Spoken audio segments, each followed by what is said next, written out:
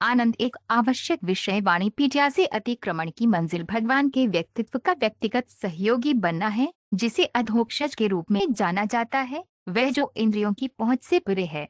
संसार के त्यागी, सन्यासी ब्रह्म सुख के पारलौकिक आनंद को प्राप्त करने के लिए सभी सांसारिक संबंधों अर्थात परिवार, पत्नी, बच्चे, दोस्त, घर, धन सब कुछ को त्याग देते हैं।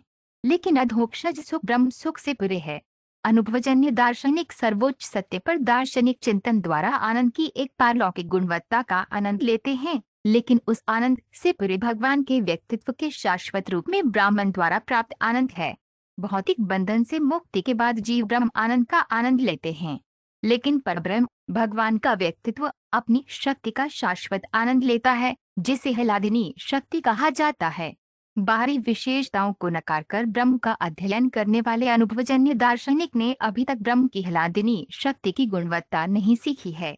श्रील प्रभुपाद की पुस्तकें, व्याख्यान, वार्तालाप और पत्र इस आवश्यक विषय की व्यापक प्रस्तुति प्रदान करते हैं, जैसा कि वाणी कोट्स ब्लीस श्रेणी में देखा गया है। उनकी पुस्तकों का एक परिचय निम्नलिखित 8 उद्धरणों में दिया गया है। श्रील प्रभुपाद की पुस्तकों से उद्धरण भक्त हमेशा दिव्य सुख में विलीन रहता है और इसलिए उसे भौतिक कष्टों का कोई अनुभव नहीं होता है।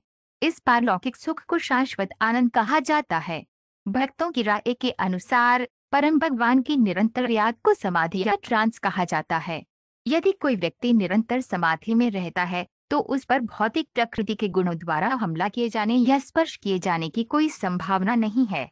श्रीमद्भागवत 3.33-27। भौतिक संसार में हमें अनंत काल आनंद और ज्ञान की परिपूर्णता का कोई अनुभव नहीं है, लेकिन आध्यात्मिक दुनिया में गुणात्मक गुणों की पूर्ण अनुपस्थिति के कारण सब कुछ शाश्वत, आनंदमय और संज्ञानात्मक है। हर चीज बोल सकती है, हर चीज चल सकती है, हर चीज सुन सकती है और हर चीज अनंत काल तक पूर्णतः धन्य अस्तित्व में देख सकती है। स्थिति ऐसी होने पर स्वाभाविक रूप से अंतरिक्ष और समय, अतीत, वर्तमान और भविष्य के रूपों में वहां कोई प्रभाव नहीं पड़ता है। चैतन्य चरितामृत आदि लीला 5.22। अनुभवजन्य दार्शनिक सर्वोच्च सत्य पर दार्शनिक चिंतन द्वारा आनंद की एक पारलौकिक गुणवत्ता का आनंद लेते हैं, लेकिन उस आनंद से परे भगवान के व्यक्तित्व के शाश्वत रूप में ब्राह्मण द्वारा प्राप्त आनंद है। भौतिक बंधन से मुक्ति के बाद जीव ब्रह्म आनंद का आनंद लेते हैं, लेकिन परब्रह्म भगवान का व्यक्तित्व अपनी शक्ति का शाश्वत आनंद लेता है, जिसे हलादिनी शक्ति कहा जाता है। श्रीमद्भागवत 3.1-31। भगवान की इच्छा है, जैसा कि उन्होंने सीधे भगवत गीता में कहा है, कि सभी बद्धात्माएं भौतिक ऊर्जा के साम्राज्य में सड़ रही हैं, भौतिक दुनिया में सभी व्यस्तताओं को त्याग कर उनके पास वापस आ जाएं। ये ज्ञान का सबसे गोपनीय भाग है, लेकिन इसे केवल शुद्ध भक्त ही समझ सकते हैं और केवल ऐसे भक्ति भगवान के राज्य में प्रवेश करके उन्हें व्यक्तिगत रूप से देख सकते हैं और व्यक्तिगत रूप से उनकी सेवा कर सकते हैं। इसका ठोस उदाहरण स्वयं नारद हैं, जिन्होंने शाश्वत ज्ञान और शाश्वत आनंद की इस अवस्था को प्राप्त किया, और रास्ते और साधन सभी के लिए खुले हैं, बशर्ते कोई श्री नारद मुनि के नक्शे दम पर चलने के लिए सहमत हो। श्रीमद्भागवत 1.5-31। भगवान के परम व्यक्तित्व द्वारा प्राप्त आनंद ब्रह्म के आनंद की निर्विशेषवादी अवधारणा की तरह भौतिक संरचना का नहीं हो सकता है। भक्ति सेवा दो के बीच पारस्परिक आदान प्रदान है और इसलिए इसे केवल किसी के स्वयं के भीतर स्थित नहीं किया जा सकता है।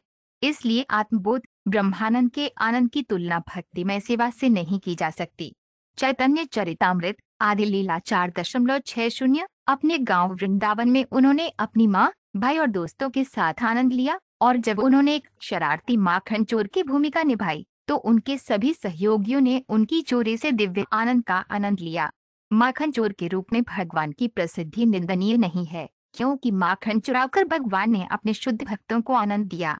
भगवान ने वृंदावन में जो कुछ भी किया वे अपने सहयोगियों की खुशी के लिए किया।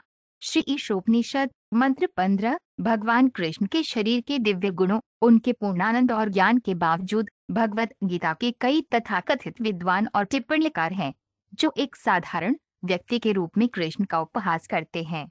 विद्वान अपने पिछले अच्छे कार्यों के कारण एक असाधारण व्यक्ति के रूप में पैदा हो सकता है, लेकिन श्री कृष्ण की ये अवधारणा ज्ञान की कमी के कारण है, इसलिए उसे मूढ़ कहा जाता है। भगवद गीता 9.11 एक भक्त के लिए पारिवारिक मामलों से जुड़ना असंभव है, क्योंकि एक भक्त और उसके सहयोगी मुक्त हो जाते हैं।